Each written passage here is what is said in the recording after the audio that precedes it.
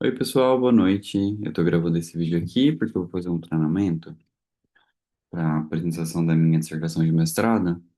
E aí eu queria ver como que tá saindo a apresentação. Eu vou passar esse vídeo depois para minha orientadora e para alguns amigos para ver o que eles podem opinar sobre. E depois eu vou deixar esse vídeo, creio que eu no YouTube, para que eu não perca também o conteúdo que até então eu desenvolvi, para ele ficar ali num conteúdo audiovisual. Para quem tem uma preferência, né? Ou para quem queira ver de uma maneira mais resumida, às vezes sem ler toda a dissertação. Deixa eu compartilhar a tela aqui para abrir o meu PowerPoint. Lá, tela inteira. Prontinho. Então vamos lá.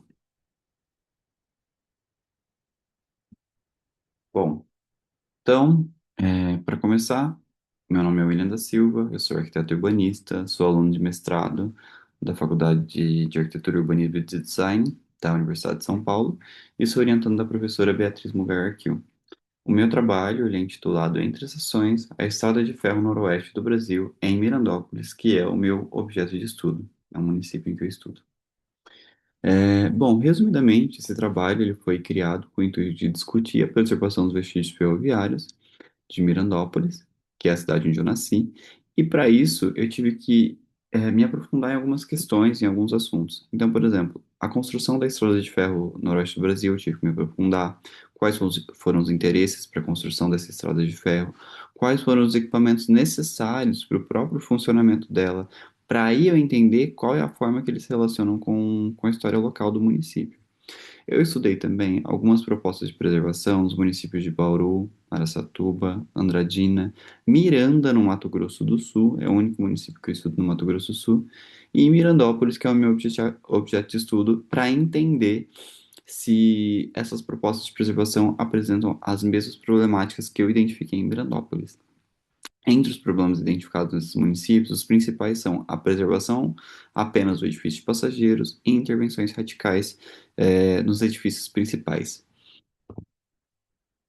Então, na introdução, eu falo um pouquinho sobre minha trajetória de vida e a minha relação com os trilhos, que basicamente era o lugar onde eu brincava e por onde eu circulei durante a minha caminhada até a escola no ensino fundamental e médio.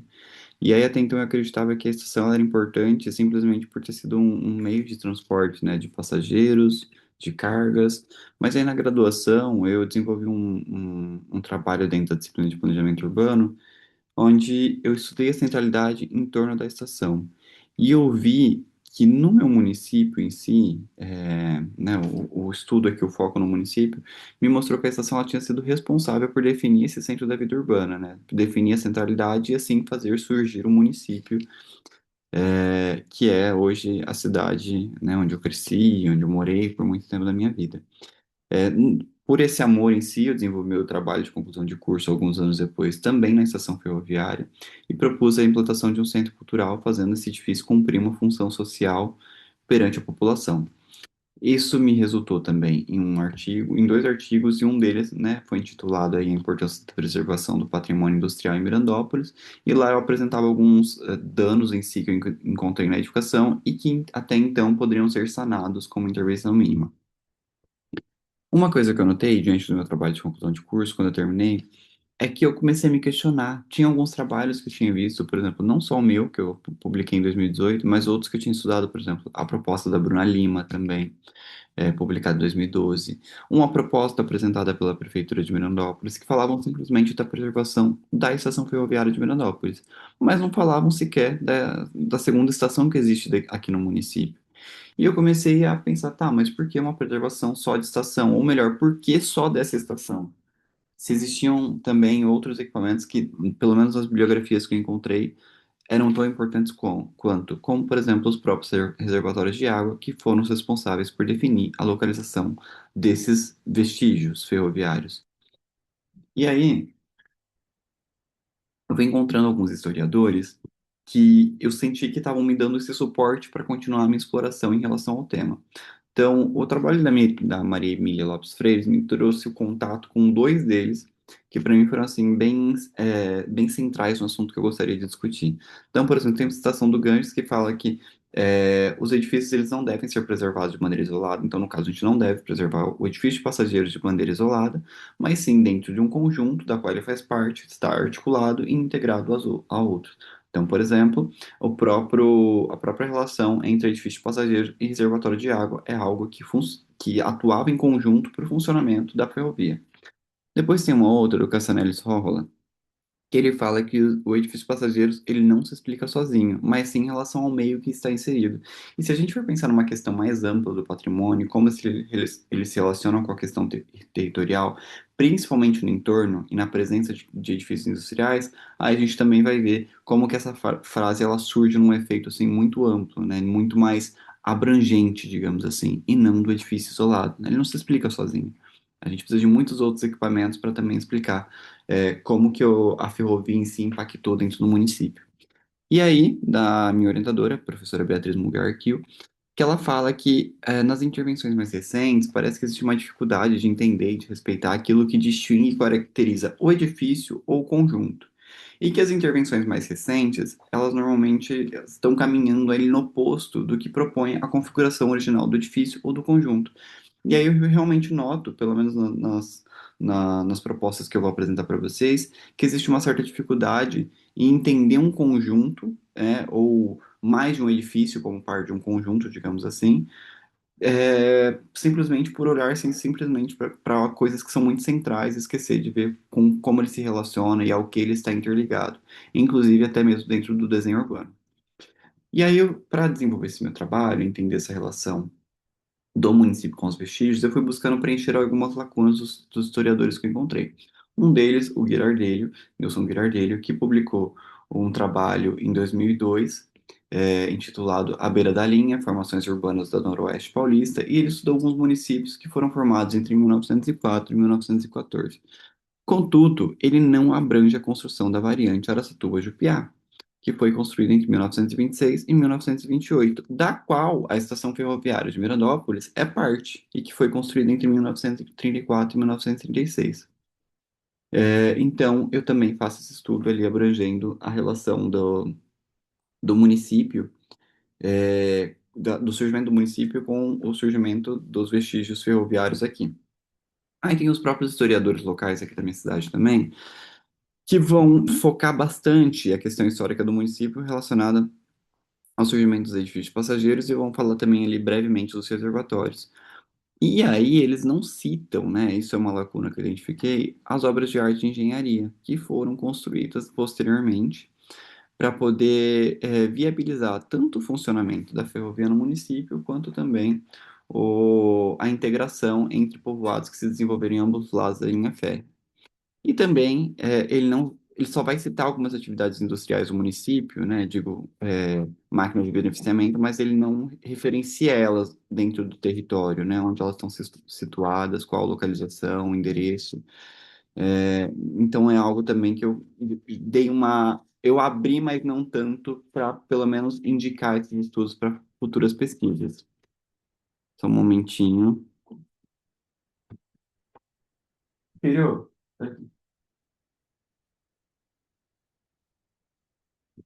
desceu. E aí, enfim. Tem um trabalho de Evandro Fiorin também, que ele fala sobre o abandono dos vestígios ferroviários em Araçatuba e Birigui, historiciza alguns, registra alguns, mas ele não contempla a situação encontrada no município de Mirandópolis na contemporaneidade, e é algo que eu me proponho a fazer no meu trabalho. E com isso, atingir todos os objetivos da minha pesquisa, que consiste principalmente em discutir a preservação dos vestígios ferroviários daqui, de Mirandópolis, problematizar a preservação do patrimônio ferroviário ao longo da Estrada de Ferro Noroeste do Brasil, então falando das problemáticas encontradas ao longo da Estrada de Ferro em municípios que me oferecem material para poder discutir isso, e além disso, registrar e propor diretrizes para a preservação desses vestígios dentro do município. Então, diante da complexidade que a gente tem na Estrada de Ferro Noroeste do Brasil, eu optei por recortar aquilo que já era o meu objeto e a minha área de estudo. Aí eu tenho o quê?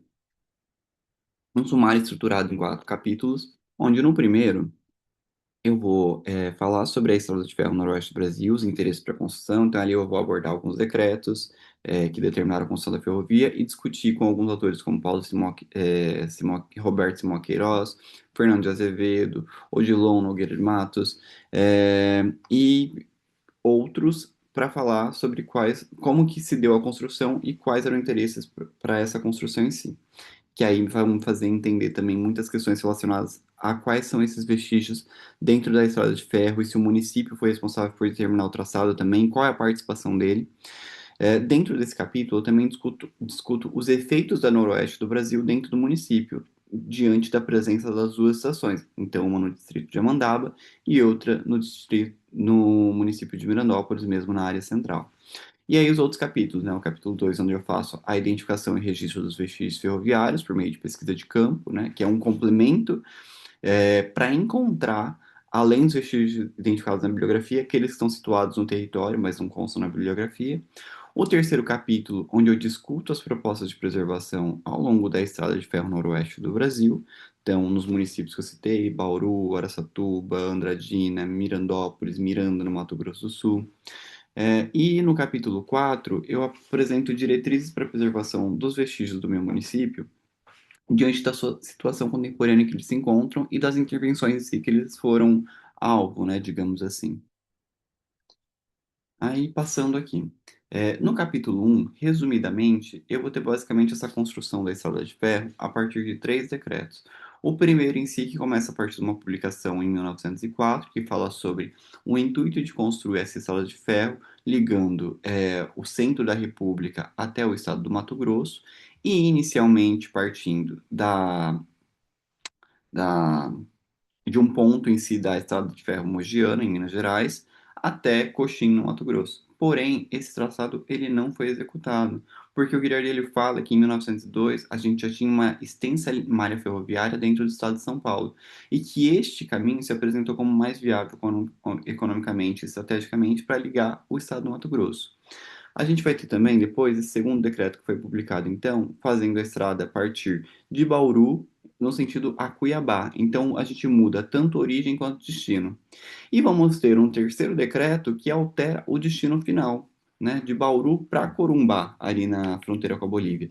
E aí eu vou explicar, né, por meio desses decretos, a partir desses decretos, por que que a gente teve essas alterações. Então, os meus autores, as minhas referências que eu utilizei dentro do meu trabalho, eles vão explicar que a preocupação do governo federal, até então, era que as fronteiras do Brasil, em relação próximas do Paraguai, elas fossem conquistadas e dominadas pela República Argentina, que estava, né, por volta de 1907, dominando já parte do Paraguai e adquirindo grandes zonas de terra ali na fronteira do Brasil com o Paraguai. Então, o que a gente precisava fazer? Estender essa estrada de ferro, né, sentido Paraguai, e ocupar basicamente essas terras. Seria essas terras ao capital.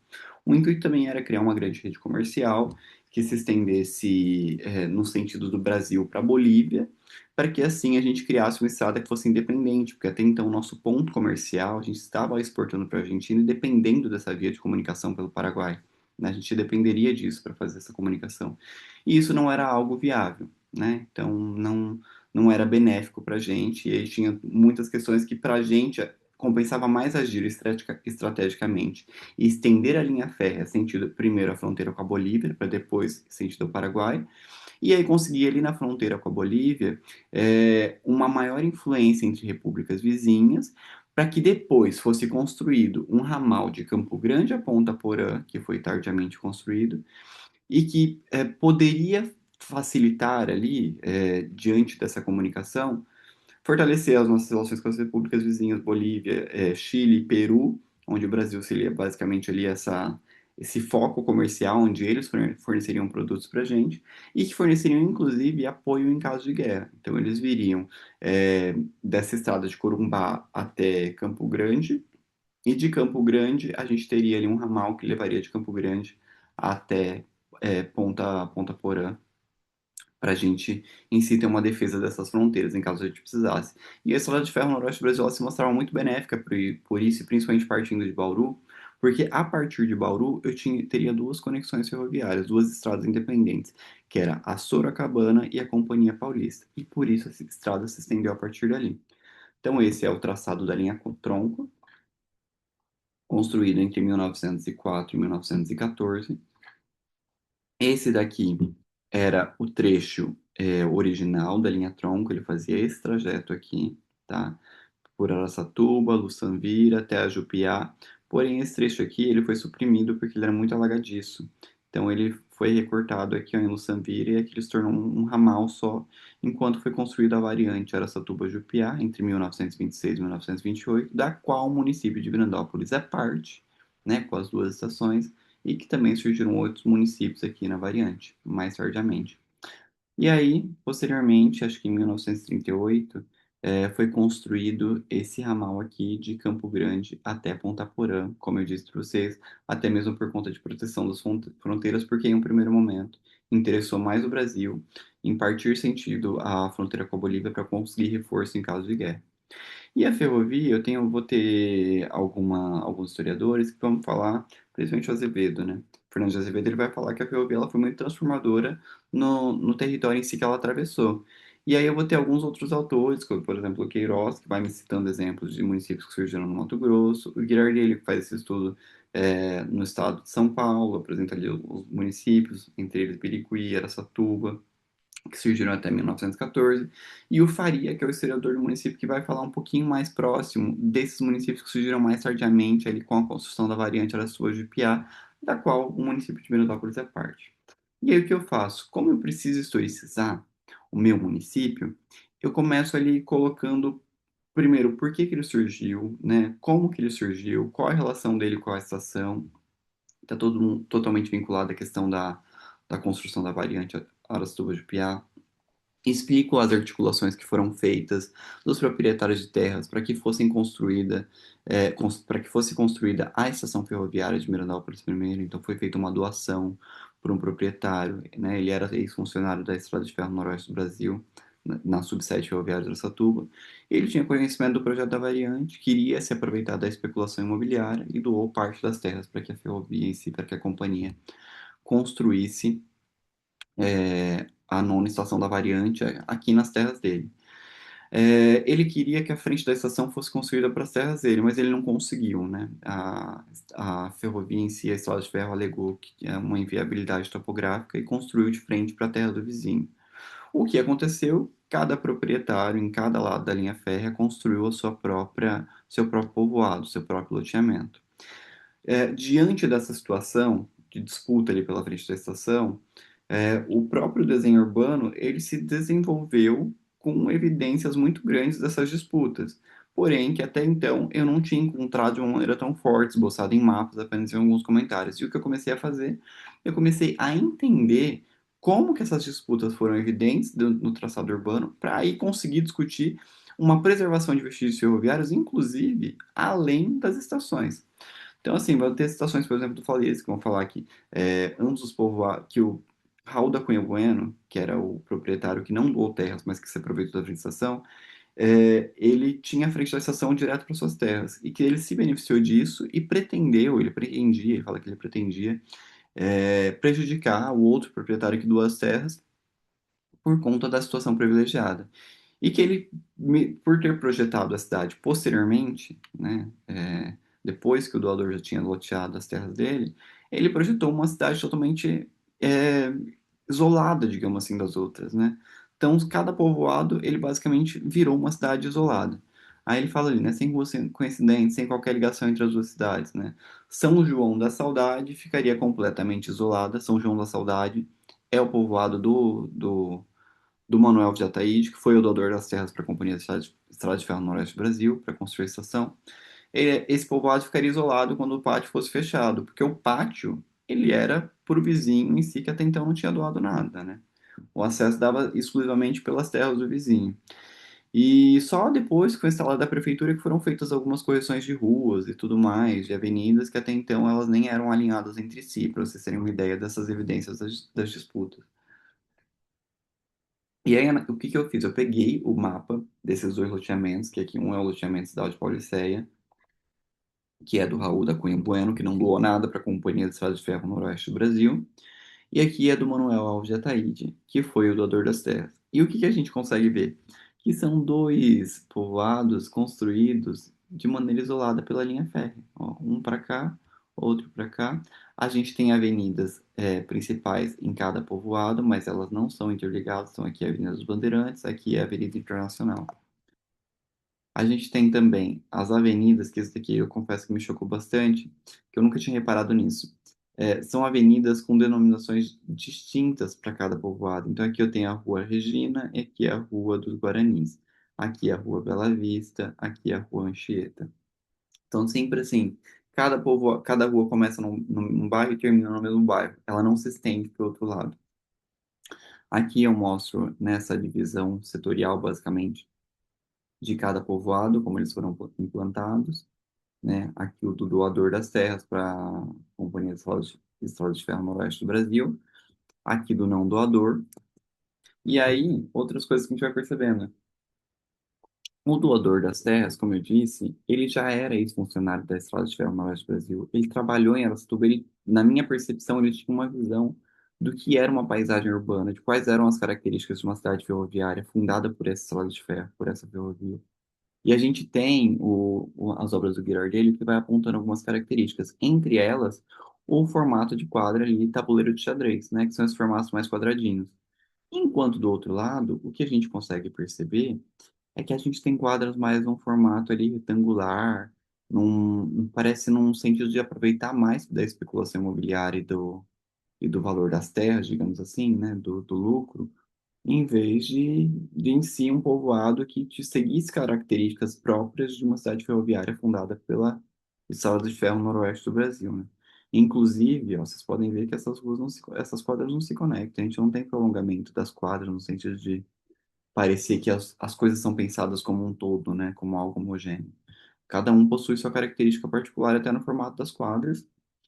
E tinha mais uma coisa que eu ia falar. Ah, outra coisa, até a própria localização aqui, ó, de igreja, de praça central, sempre pensada pelo Manuel Jataíde, que foi o doador das terras para a companhia ferroviária. Né? Parece que assim, ele já tinha uma noção do quais eram os equipamentos também que precisaria ter numa cidade ferroviária. E aí a gente começa a entender até, parece essa percepção de paisagem urbana de uma cidade ferroviária. Aí, continuando, outras características e semelhanças entre cidades ferroviárias aqui da Estrada de Ferro Noroeste do Brasil. A própria definição do arruamento, né? O arruamento em si, ele começa. Ele segue o formato da linha férrea, né? Esse curvilíneo. E eles também respeitam os limites de divisa da esplanada. E aí, a gente tem até a própria organização ali da hierarquia viária. Então, as avenidas sempre dispostas num sentido paralelo e as ruas numa perpendicular em relação à linha férrea, com rampas mais acentuadas. Isso é uma característica encontrada não só em Mirandópolis, mas é algo em comum com outras cidades. Eu acho que isso que é bacana, que a gente começa a ver que existe uma identidade de cidade ferroviária, fundada por essa ferrovia especificamente, né? E que a gente, quando a gente sai do olhar só da estação, você consegue ver a relação da estação com toda a produção do desenho urbano, da paisagem urbana. E aí a gente tem, por exemplo, aqui, uma citação do Ghirardelli também, que ele fala que nesses municípios que foram fundados após a proclamação da República, a gente tem muito evidente que o papel do Estado na administração dessas cidades que até então, né, até a proclamação da República, eram administradas especificamente pela Igreja Católica, porque até então o Estado não conseguia administrar tudo isso. Então era a igreja que fazia o aforamento, a venda das terras, era a fábrica paroquial. Mas aí, a partir da programação da República, é o Estado que toma esse dever e essa administração, e aí o local mais alto da cidade, né, o ponto mais alto, o espigão que antigamente era reservado para a igreja, e a cidade se desenvolvia no sentido radiocêntrico, ele passa a ser ocupado pela estação ferroviária. Então, aqui no município, inclusive a própria localização da estação no ponto mais alto e da igreja num ponto intermediário, dentro do município mais não no ponto mais alto, mas ainda numa localização boa, digamos assim, ele evidencia inclusive isso, tá? Pela posição relativa, ele evidencia a laicidade do município. A laicidade do município. Acho que é isso. Aí a gente vai estudando, né, outras questões comuns com outras cidades ferroviárias aqui. Por exemplo, a composição da paisagem urbana. A gente tem uma paisagem urbana já formada pelos edifícios de passageiros, que é reconhecida, né, nessas cidades, mas a gente vai ter algumas particularidades, inclusive na composição dessa paisagem urbana, por obras de arte, artes ferroviárias, né, obras de arte de engenharia. Então, por exemplo, a composição de pontilhões, de postos de guarda ferroviário, reservatórios de água. E aí a particularidade entra no quê? Em alguns momentos eu vou ter, por exemplo, obras que foram construídas para o próprio funcionamento da ferrovia. Então, aqui o bueiro aberto, que é muito comum dentro da estrada de ferro no Noroeste do Brasil. Porém, eu vou ter outras obras, como por exemplo o pontilhão, que foi construído entre a Rua Bela Vista e a Rua Anchieta, e o túnel Severo Tramonte, com o intuito de ligar dois povoados que até então estavam separados, isolados pela linha férrea, diante das disputas entre proprietários. Então, assim, eu fico pensando muito sobre isso. A ferrovia hoje ela está desativada, e em meio a todas as intervenções tão malucas que às vezes eu vejo, até do meu medo de que isso fosse demolido e de que a maioria da população não tem conhecimento do porquê essas obras foram construídas, né? Então, assim, não é só edifício de passageiros, temos mais coisas. E aí, ampliando aqui um pouco mais a questão de patrimônio, mas sem abrir muito, porque é algo que eu não teria tempo para discutir nessa dissertação, entra também os edifícios industriais do município, que sempre me chamaram a atenção pelas suas características, mas até então era algo que eu não tinha ido mais a fundo. Mas aí tem uma citação do Girardelli que ele vai falar, né, que a Estrada de Ferro no Noroeste do Brasil, ela possuía, não apenas em Havaiandava, mas em outros municípios também, a capacidade de atrair máquinas de beneficiamento nas mediações da esplanada. E aí, em Mirandópolis, com algumas obras do Faleiros do Faria, eles vão citando alguns edifícios e falando sobre o funcionamento, mas eles não localizam. Por exemplo, a serraria tal, a máquina de beneficiamento de café X, elas estão localizadas na rua, etc. Eles não localizam, eles só falam, por exemplo, a gente tinha a serraria do Afonsinho, a gente tinha a máquina de beneficiamento do ADA, mas ele não vai geolocalizando. E é isso que também me dá um pouco de preocupação, porque a gente não consegue nem discutir essa preservação do patrimônio industrial interrelacionado com o ferroviário. E aí a gente vai ter uma outra questão também, que é, né, a minha segunda estação do município que eu estudo, que é a Estação Ferroviária Machado de Melo, que foi construída no mesmo ano da Estação Ferroviária de Mirandópolis, resultou em dois povoados ali, né, dois loteamentos, Hirokussana e Maria, que foram fundados por Hirokussana e Maria Trindade, e resultou no distrito de Paz de Amandaba, que atualmente é responsabilidade administrativa de Mirandópolis. Contudo, apesar de ter resultado em um aglomerado urbano, essa estação ela não foi preservada, ela está abandonada e está em ruínas atualmente. Então vamos lá entender como que essa estação contribuiu para o desenvolvimento urbano desse aglomerado. Então, a estação ela está aqui. E o que a gente tem para cá é o desenho urbano. Olha como em cada aglomerado urbano, eu li Mirandópolis, agora eu estou lendo aqui o distrito de Amandaba, a estação produziu efeitos diferentes. Aqui, ninguém aparentemente brigou pela frente da estação, tá? Que está voltada inclusive para cá.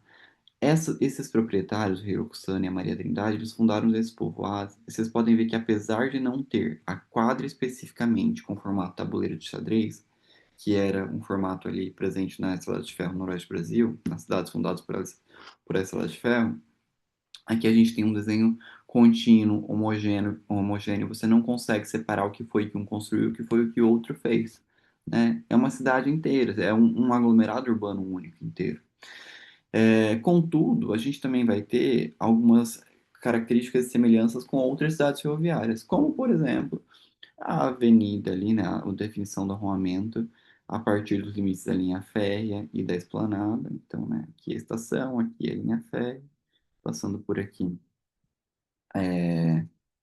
as avenidas, né, em sentido paralelo à linha, e na perpendicular com rampas mais acentuadas são as ruas. Aí, outra questão, outra característica semelhante com outras cidades ferroviárias aqui do Noroeste Paulista. A presença de equipamentos ferroviários e obras de arte e engenharia na composição da paisagem urbana. Então a gente tem o quê? Uma ponte, que é um bueiro aberto, situado bem aqui, ó, nessa parte aqui. A gente está passando o mouse. que funciona basicamente para fazer essa ligação entre zona rural e zona urbana, tá? Então, esse contexto aqui, zona urbana e zona rural, é feito por essa ligação da ponte, que é um bueiro aberto, que é outra construção comum ali na FNOB. Eu vou falar FNOB, que é a abreviação do nome da rodovia, tá? E o reservatório de água, que, segundo Faleiros, também foi o que definiu a localização dessa estação ferroviária Machado de Melo, neste local exatamente porque era próximo de uma nascente, e eu precisava que ambos os equipamentos estivessem próximos para facilitar o abastecimento de locomotivas a vapor. Aí outras particularidades. Em Miranópolis, em Havaiandava, o Ghirardelli me falou que a gente tinha uma presença de máquinas de beneficiamento, marcando o centro da vida urbana no entorno da estação.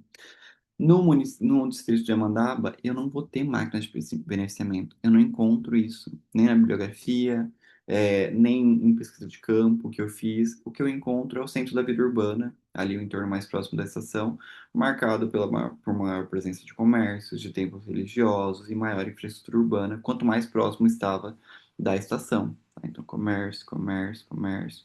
E quanto mais longe, aqui, ó, menor infraestrutura urbana, né? As casas acabam tendo um padrão mais simples de construção, não tem asfaltamentos, podem ver diferença até na iluminação, né? A gente tem aqui, mas esse lado não tem poste, não tem, né? E aí, apesar disso, dessas particularidades, a gente vai ter padrões e semelhanças com outras cidades ferroviárias também. Então, volta lá. A laicidade também, né? Essa questão da posição relativa entre igreja e estação, evidenciando que o município, ele também, o distrito, ele também surgiu após um período republicano já, né? Durante um período republicano. Então, né, tudo, se a gente for a fundo, a gente vai ver como os vestígios, além da estação, eles se relacionam com o contexto urbano. E aí, a minha conclusão deste capítulo, que apesar da ferrovia ela não ter participado na delimitação do traçado, porque até então o traçado foi construído em si, a Estrada de Ferro no Noroeste do Brasil foi construído com o intuito de ligar o estado de Mato Grosso, né, e principalmente as fronteiras do Brasil com o Paraguai e da Bolívia com o Corumbá, com o centro da República Brasileira, que basicamente no início do século XX era Rio e Santos. A gente tem um traçado em si, a gente tem um município em si que surgiu em função da ferrovia, que surgiu para atender uma demanda ferroviária de produção, né, uma demanda comercial que foi impactada pela ferrovia, e que aí no município a gente tem duas estações, né, que surgiram a partir dessa construção: a estação ferroviária de Miranópolis e a estação ferroviária Machado de Melo. A gente tem padrões e semelhanças no desenho urbano estão em comum com outros municípios ferroviários do Noroeste Paulista, mas a gente tem em cada aglomerado urbano características particulares. Então, em Mirandópolis, a gente vai ter vestígios, obras de arte, desenho urbano que se relaciona com as questões de disputa, né, dos proprietários ali que basicamente fundaram os dois primeiros loteamentos. E no distrito de Amandaba, a gente tem uma paisagem urbana que ali formada por elementos, digamos assim, diferentes. Se a gente for ver uma questão industrial, a gente não tem a questão industrial, a gente tem o centro da vida urbana, com ausência de máquinas de beneficiamento, mas com maior presença de edifícios comerciais, templos religiosos, de maior infraestrutura urbana. Contudo, dentro desse capítulo, aí eu situo alguns equipamentos que eu identifiquei como patrimônio ferroviário ali, que deveriam ser preservados porque se relacionam com a história do município. Então, além das estações, no município de Mirandópolis, o reservatório de água, as pontes, pontilhões e o túnel construído para a integração de ambos os povoados, o próprio desenho urbano, né, com seu arruamento, que é testemunho de disputas.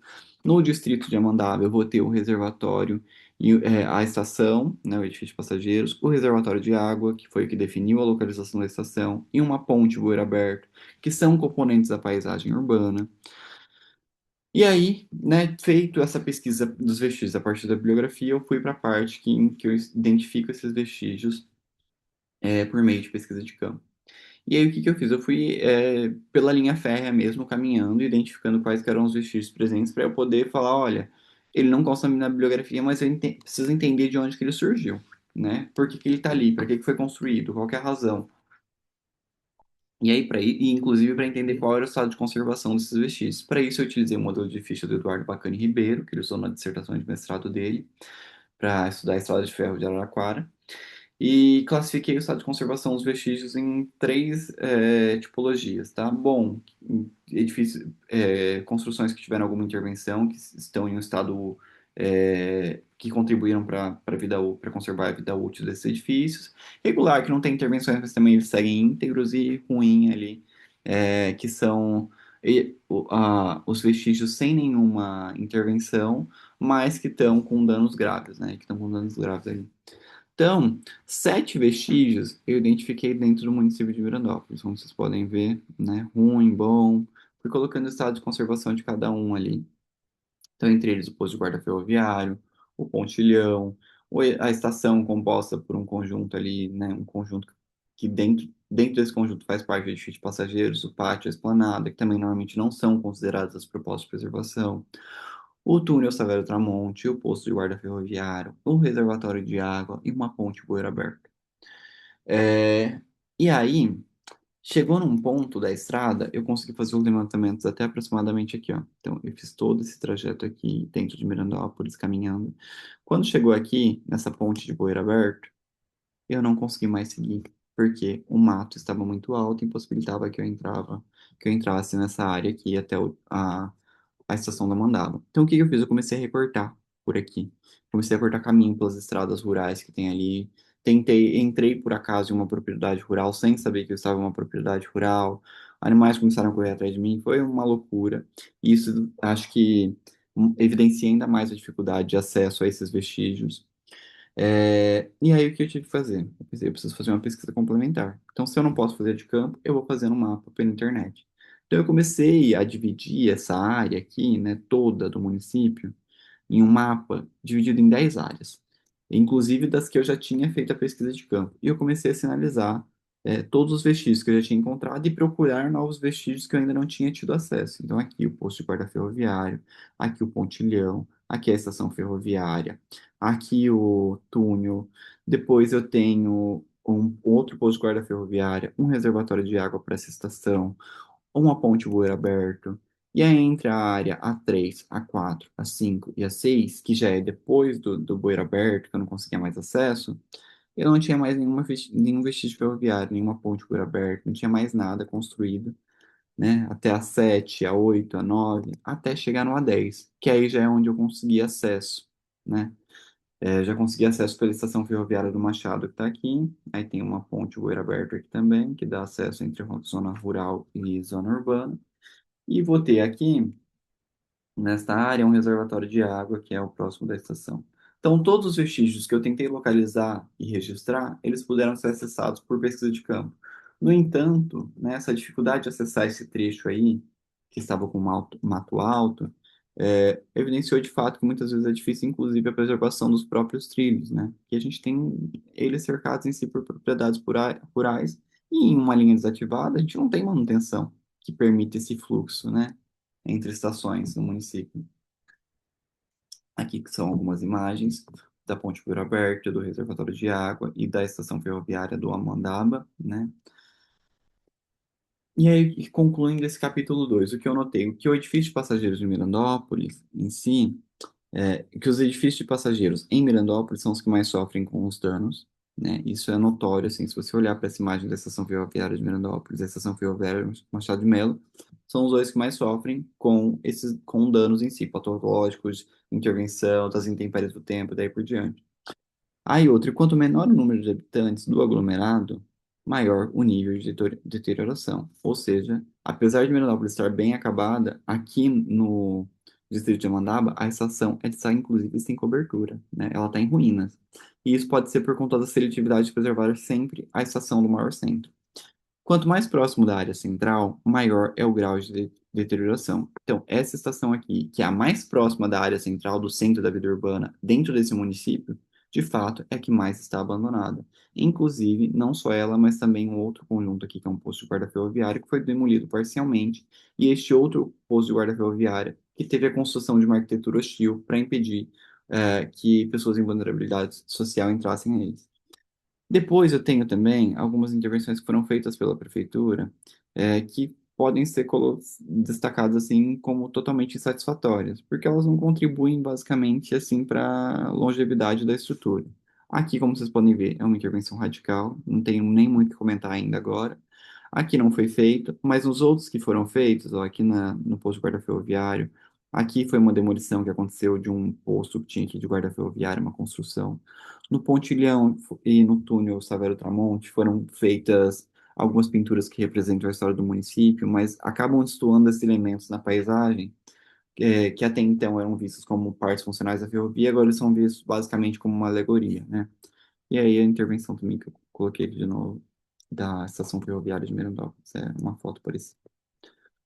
E aí, se a gente for pensar em conjunto, né, neste município em si, a gente vai ter muitos vestígios além da estação, ou das estações. Vestígios que foram construídos tanto para o funcionamento da própria ferrovia, quanto para a integração de ambos os povoados em Mirandópolis, né?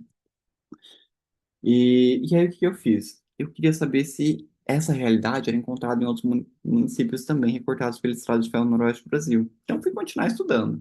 E eu fui buscando material na internet. O critério para a seleção dos municípios que seriam estudados foram basicamente aqueles que tinham material disponibilizado em meio digital. Era simplesmente esse o critério. Então, o que eu fui encontrando, eu fui pesquisando, fui falando, fui analisando. O primeiro deles foi o município de Bauru. E eu analisei todo este capítulo a partir de uma citação do Menezes que me tocou profundamente, né? Ele fala que assim, a ideia de centro, ela introduz como necessária a ideia de periferia.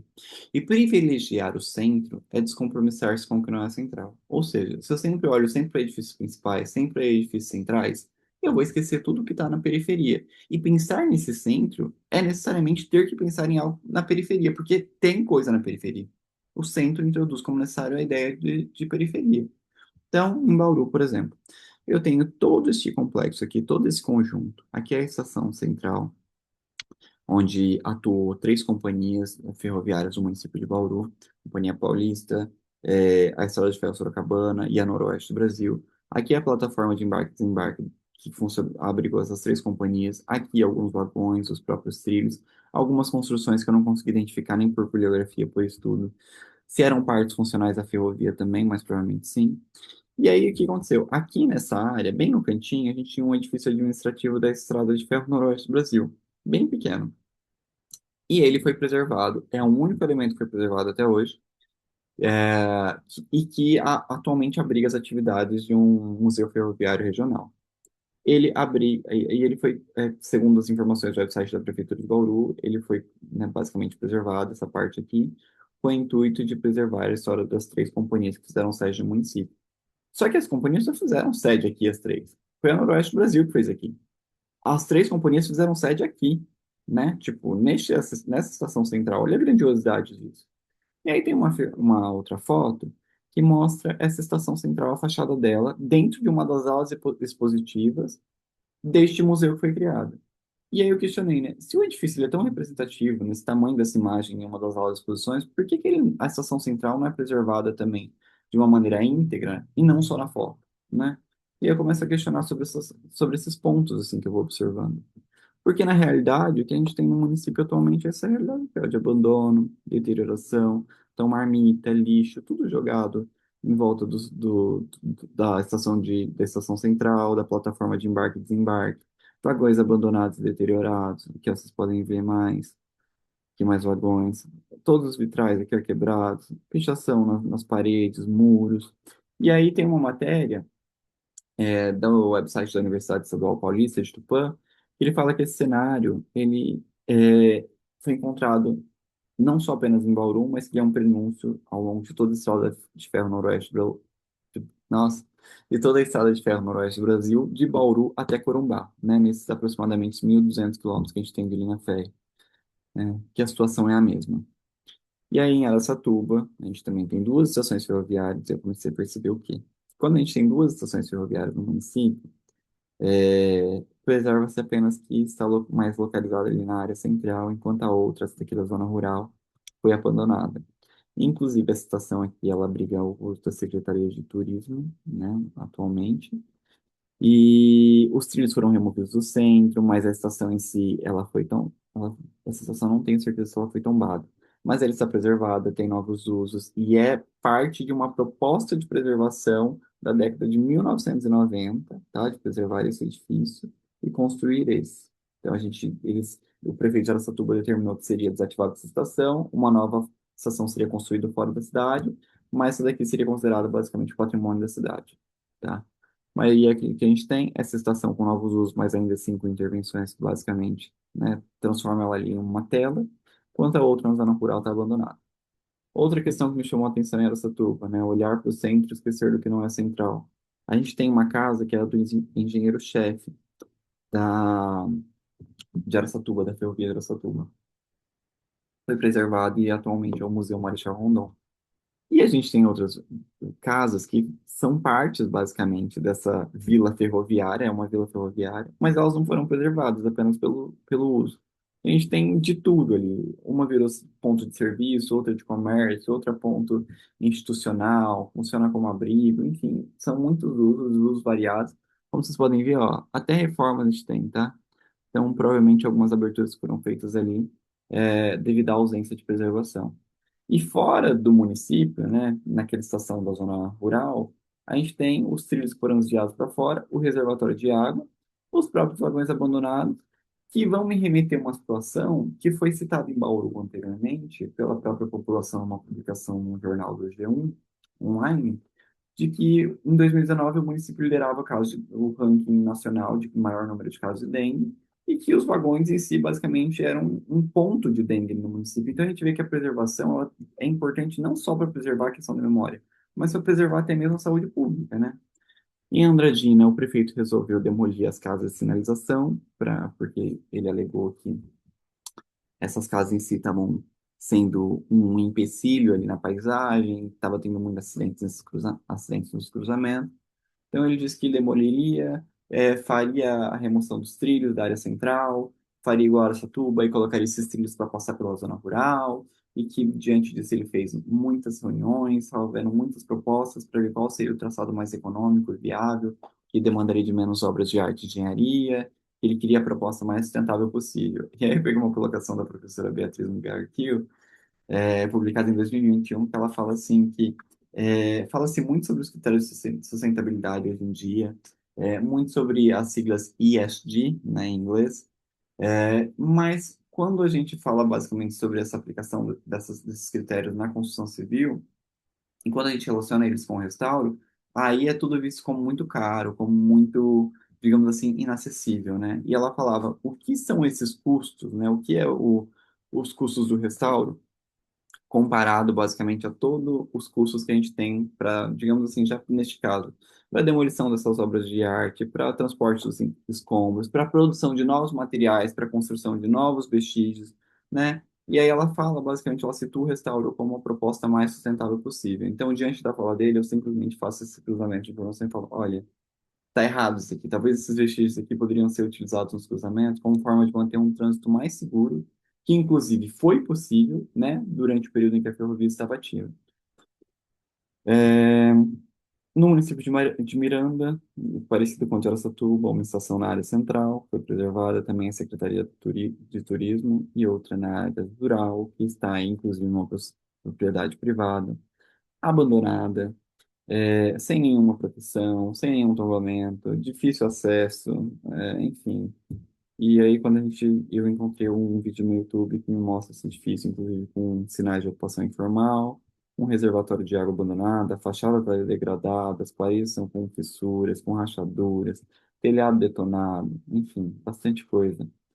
E o meu objeto de estudo que é Mirandópolis, onde eu tenho uma publicação aqui de 2013 que fala sobre o intuito de preservar o edifício de passageiros na área central, mas nada fala sobre a preservação da segunda estação do município, nem mesmo do reservatório de água do Machado de Mello, e nem do reservatório da Estação Ferroviária de Mirandópolis, que foi quem delimitou o que delimitou a localização desses edifícios, né? As intervenções falharam em Mirandópolis, até mesmo em preservar aquilo que se determinava de interesse central. Então, eu vou ter aqui estação ferroviária antes da intervenção, né? Problema no telhado, e depois da intervenção. Então, por exemplo, já fecharam aberturas de ventilação, iluminação, né? E aí eu vou apontando essas problemáticas ali no, ao longo do meu trabalho. inclusive a dificuldade de se considerar o entorno, além do edifício de passageiros, que atualmente serve para treinamento de autoescola, né? Estacionamento de ônibus, que tem uns hotéis ali perto, inclusive que os trilhos abandonados, cobertos pelo solo, pelo mato alto, com dormentos apodrecidos. A criação de uma arquitetura hostil para fechamento de uma parede, de uma porta, inclusive a porta foi fechada para lado de dentro. Agora só Deus sabe como que alguém vai conseguir entrar nesse lugar. O abandono desse depósito aqui, desse posto de guarda ferroviário também, ó. Podem ver as paredes com infiltração, a laje também tá, sujeira no interior. Tudo isso aqui a gente pode contribuir também para a casa de dengue, tá? Os vitrais estão quebrados. Propostas de preservação também que não, né, compreende, não abrange ali a relação entre patrimônio industrial e ferroviário. E concluindo, nos municípios que eu estudei, eu identifico assim que as propostas de preservação são centradas em edifícios passageiros e administrativos. Em municípios com mais administração, apenas uma delas é preservada e é aquela da área central. Os demais vestígios eles são abandonados à sorte, né? Como a gente vê em Aratuba, em Miranda, em Mirandópolis. E dentro desses municípios eu notei duas problemáticas, tá? Principais, assim, que eu coloco. Que é o não reconhecimento de patrimônio ferroviário, além dos edifícios administrativos de passageiros. E dois, são intervenções que priorizam apenas os novos usos e ignoram os documentos, tá? Então, ainda quando a gente propõe novos usos desses equipamentos, como vocês podem ver em Araçatuba, em Mirandópolis também, que foi proposto, em Miranda, no Mato Grosso do Sul, são sempre usos que não têm o intuito de rememorar a relação daquele vestígio com a história da ferrovia no município. É sempre pensando em novos usos. Secretaria de Turismo, Centro Cultural, mas nunca numa questão mais relacionada à memória.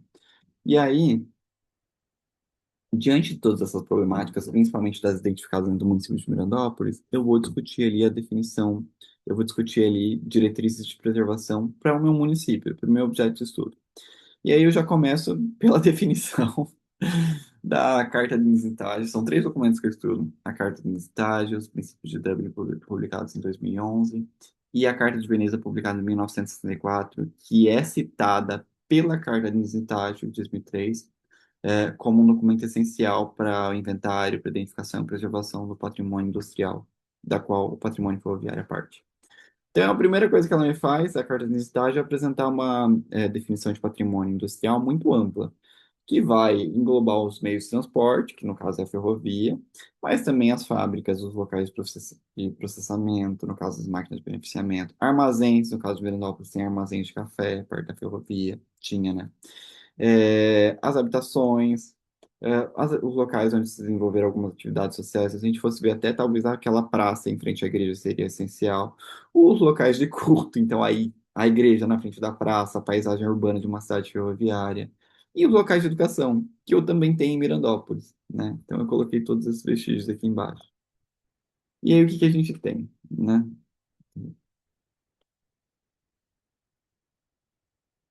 E aí que a gente tem a igreja, né? Laicidade do município, evidência da laicidade. A escola aqui construída, esse foi um prédio escolar construído em 1943 com materiais doados pelos funcionários da ferrovia. Aqui os edifícios industriais, as máquinas de beneficiamento. Aqui no distrito de Amandaba, eu atentei para uma questão. A gente fala muito sobre atividade industrial em torno da ferrovia, só que neste caso, gente, nós temos uma atividade, um centro da vida urbana no entorno da estação, definido mais pela presença de comércio, templos religiosos e melhor infraestrutura urbana. Então tem que tomar um cuidado, inclusive com propostas generalizadas, de pensar, a gente tem uma relação patrimônio industrial ferroviário. Tá, a gente tem, mas em alguns lugares a ferrovia pode ter atuado de maneira diferente, que é esse caso aqui. Então seria mais entender qual é o contexto desses edifícios, né, que definiram o centro da vida urbana com a ferrovia. Nem tudo também vai ser indústria. E aí, as intervenções, né, aí eu vou buscando ali orientações dessas cartas, desses documentos, que vão me orientar para os casos que eu tenho em Grenoble. Então, por exemplo, a Carta de Identidade fala que as intervenções devem conservar a autenticidade da obra. A autenticidade que é perdida em tudo. As portas foram fechadas, em vãos foram fechados, coberturas que foram removidas, né? A gente tinha cobertura de uma água que de novo é uma porta que foi fechada e uma porta que foi aqui, ó. Essa porta foi fechada também, parte fechada, tem um pilar aqui. E aqui uma parte que foi aberta já, ó. As portas que a gente tinha porta de madeira aqui, nesses vãos grandiosos aqui da estação. Foram todos removidos, ninguém sabe onde foi parar essas portas. Eu questionei na prefeitura, procurei para ver se eu encontro alguma informação. Nada. Aqui também, a autenticidade que é perdida no fechamento da arquitetura do posto de guarda ferroviário. Aqui é uma foto de antes e depois, ó. Esse aqui é uma parte do posto de guarda ferroviário que foi demolido. E também. É, E aí, né, eu coloco que todas essas intervenções podem ser repudiadas durante a Carta de Veneza, que não é de 2003, de 1964, e ela recomenda que todas as intervenções elas devem ser reversíveis. Nada disso aqui é reversível, gente. Tudo isso daqui é permanente. Tudo isso daqui, ó, olha esses tijolos, alterou drasticamente a configuração desse edifício. Também é uma recomendação da Carta de Estágio que fala que todas as intervenções devem ser inventariadas e armazenadas em local seguro e público. Eu não tive acesso a nenhuma dessas informações, eu consultei o departamento de obras, eles não têm. Falam que, mas o projeto foi doado, foi um outro arquiteto que fez, perdeu e daí por diante, era uma outra gestão. Nada. Ninguém se responsabiliza. Eu me questionei se seria importante ou necessário a reconstrução, inclusive, do que foi demolido, né? E aí vem a carta de identidade e me fala que a reconstrução ela só é aceita se contribuir para reforçar a integridade do sítio dentro do seu conjunto. Como a ferrovia está desativada, né, eu interpreto que não. Né? Inclusive, pelo que eu entendo, a Carta de Veneza, publicada inicialmente, primeiro todos esses documentos, ela também vai repudiar essa reconstrução. A gente também vai ter aqui.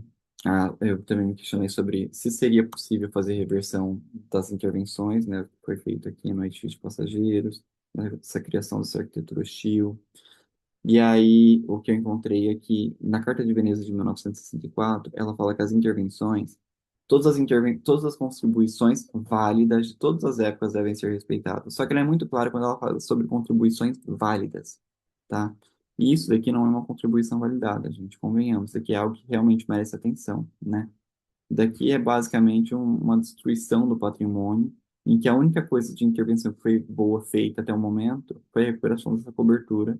Vocês podem ver, ó, que aqui é a mais nova, aqui está com sinais de pátina, mas que foi intervenção mínima e contribuiu para a composição do edifício como um todo, né? Da configuração original do edifício, conforme conhecido. E eu fui também explorando as questões de reuso, né? Se elas são indicadas, se não são. Todos os documentos, Carta de Identidade, Princípios de Dublin, Carta de Veneza recomendam. Carta de Identidade vai falar que ela é recomendada, mas que sempre que possível ela deve evocar a antiga atividade que esse edifício exercia por meio da memória. Isso não é feito em Mirandópolis. Né? O Centro Cultural tem no momento algum fala de retomar essa memória, só fala dos novos usos. Mesmo assim, ele também recomenda em funções, né, diferentes, ali, o uso em funções diferentes. Porém, porém não, e ele vai citar alguns pontos positivos, né? Ele promove a preservação, né, a partir do reuso. A gente tem o desenvolvimento econômico no meio desse edifício, desenvolvimento sustentável, evita o desperdício de energia para a produção de novos materiais, de novas construções. E, inclusive, eu volto para a citação da Beatriz Mugarkiw, que reconhece o restauro como a, a maior o maior ato de sustentabilidade dentro da construção civil. Aí vem para os princípios de Dublin, que recomenda o reuso, mas por meio de atividades educativas. E aí, considerando o uso de centro cultural, ele é uma unidade educativa, então ele é aceitável.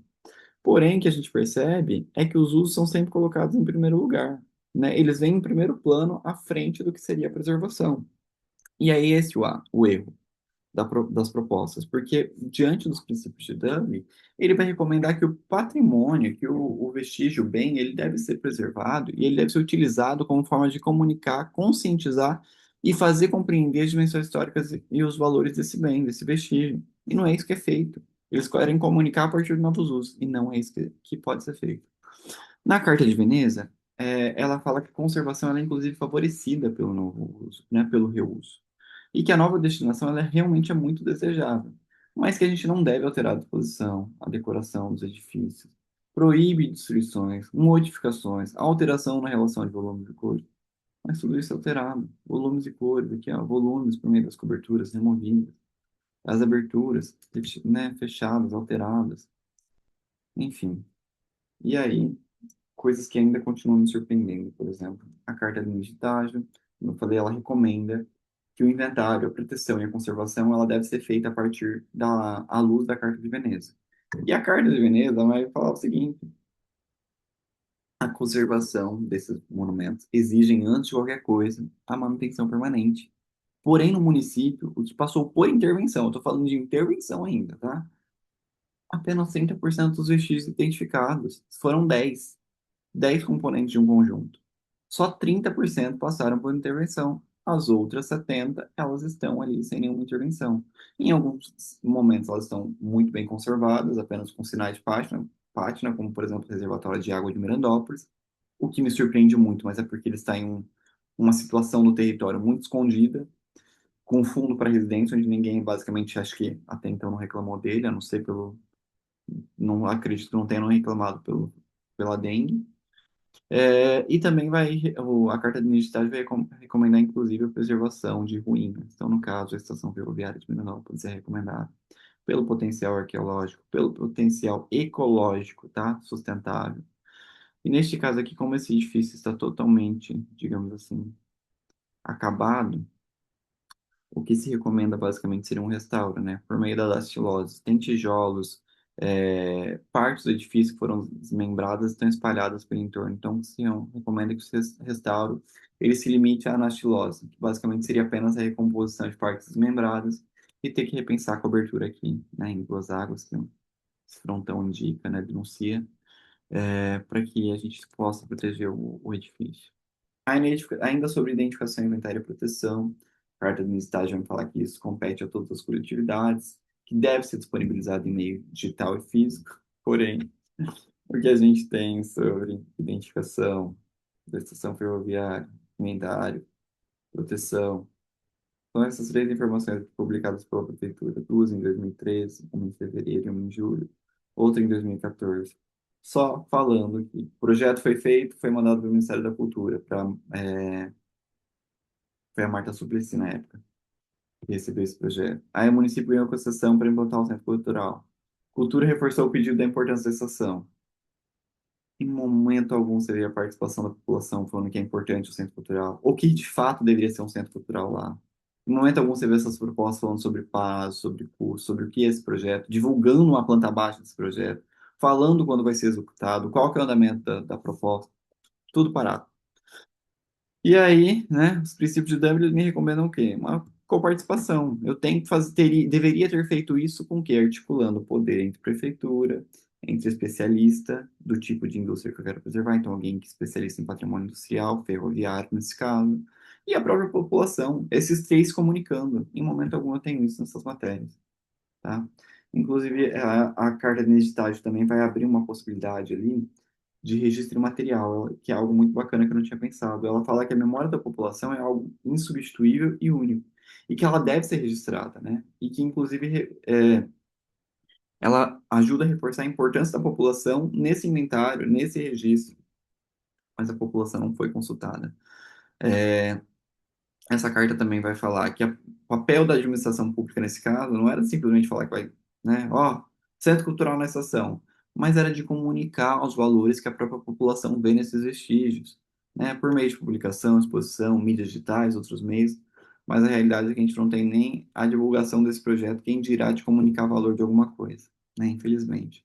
Inserir o patrimônio no interesse da população é uma forma de inserir o patrimônio no interesse da população. A carta de identidade fala que ela recomenda o fluxo do público, a criação de itinerários regionais, para conhecer uma nova perspectiva desse patrimônio. Porém, a realidade é que é muito impossível fazer isso, né? Eu tentei ali, eu, estudante, fazendo pesquisa de campo, extremamente interessado, não consegui, né? O acesso entre estações está impedido pelo Mato Alto, pelas propriedades rurais, pela ferrovia que está desativada, não tem trem correndo. Então, assim, é algo que é impossível neste momento. E recomenda também os princípios de Dublin, que para a gente conscientizar cada vez mais a população sobre A importância desses vestígios é a gente comunicar os valores deles por meio do ensino da história deles, basicamente no ensino superior. Só que o município não tem nenhum ensino superior no momento. Então seria basicamente ensinar isso aonde? No ensino médio e fundamental, né? Uma forma de criar uma parte mais democrática, assim, de acesso à discussão do futuro desses vestígios.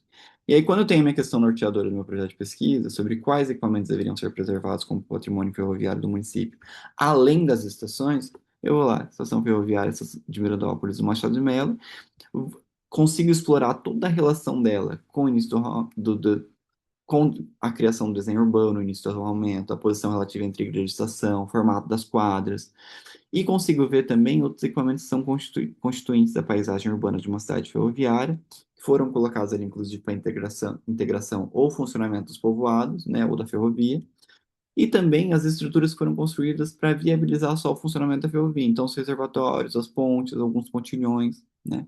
E que, inclusive, na estação ferroviária Machado de Mello, ali lá no distrito do Mandaba, eu não tenho posto de guarda ferroviário, não sei se vocês repararam.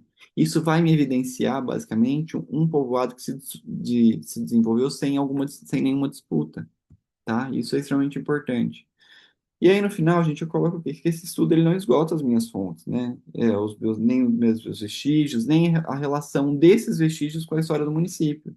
Que a minha esperança, sinceramente, é que as pessoas continuem explorando cada vez mais, não só no município de Mirandópolis, a contribuição da ferrovia também para a construção da paisagem urbana. E que a gente se atente que em cada aglomerado, por exemplo, em Mirandópolis e no distrito de Mandaba, a ferrovia ela construiu uma composição particular, né? E cabe a gente entender dentro de cada localidade como que a ferrovia atuou, que é o que eu tentei fazer aqui.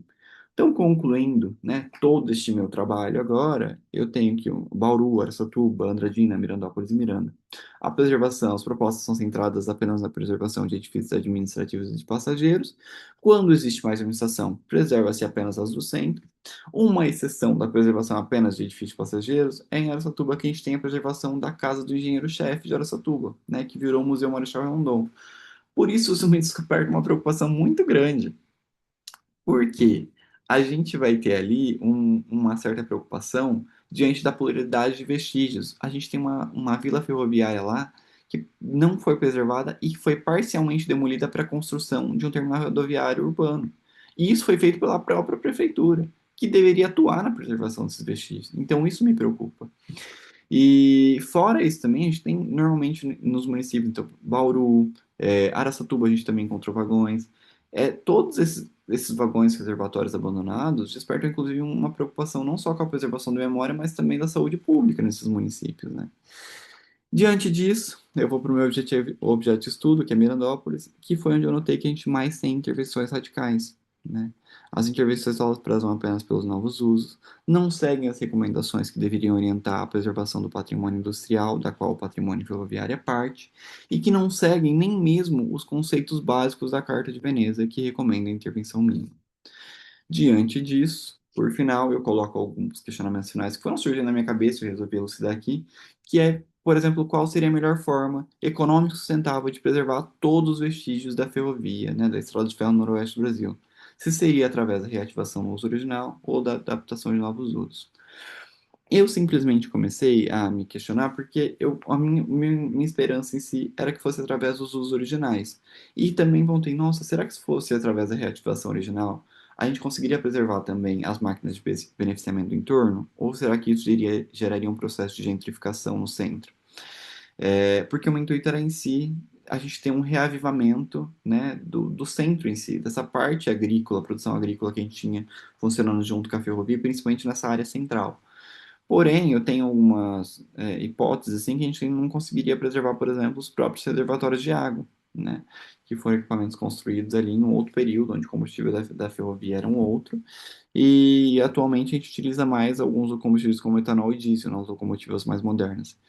E aí, né, se fosse através dos novos usos, né? Eu também problematizei de uma outra forma. Se esses vestígios fossem todos preservados a partir de novos usos, o meu receio é de que eu me pergunto se eles poderiam ser replicados em outros edifícios e municípios, como, por exemplo, vem acontecendo, nessa criação de centro cultural em todos os outros municípios e estações, né? Porque o meu receio é ficar sempre preso no fetiche e esquecer de entender a relação do edifício com o seu entorno. tá bom?